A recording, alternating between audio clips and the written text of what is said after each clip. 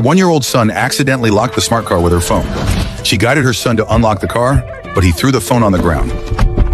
She went to the car window and tried to unlock it with her voice, but it didn't work. She picked up a rock and threw it at the window. But the whole car was made of bulletproof material, and no matter how many times she tried, it didn't work. Her son was scared and started crying, so she kept trying to calm him down from outside the window. Eventually, her son fell asleep, but she was on the verge of collapse because they were in the Gobi Desert. She lay on the hood of the car to calm down and fell asleep until the next morning.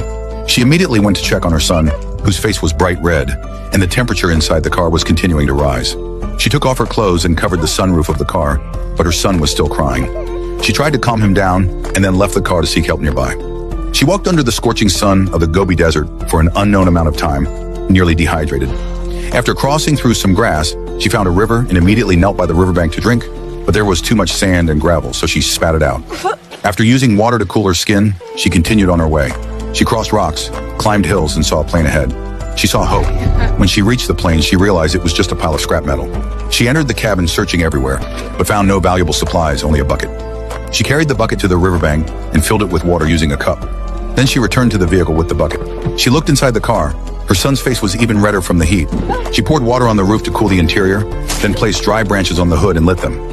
Last night, she had lit a cigarette inside the car, and the system had automatically opened the windows upon detecting smoke. You gotta be kidding me. But this time, Open! the vehicle system detected the smoke coming from outside, so it automatically closed the air intake and switched to internal circulation mode. She realized something was wrong and immediately extinguished the flames. She threw down the bucket, kicked it away, and crouched down, completely breaking down. She leaned on the car window, tears streaming down her face as she looked at her son. Her son's fingers twitched slightly. For her son, she was ready to take a desperate gamble. She picked up a wrench, smashed the stones under the wheels, then returned to the front of the car and pushed it with all her strength, sending it plunging off the cliff. The vehicle detected the danger in midair, automatically adjusted its posture, and switched to collision avoidance mode. She climbed down the cliff and saw that the vehicle was undamaged. However, the doors were already unlocked. She opened the door and successfully rescued her son. Watching her son open his eyes and smile again while lying in the hospital bed,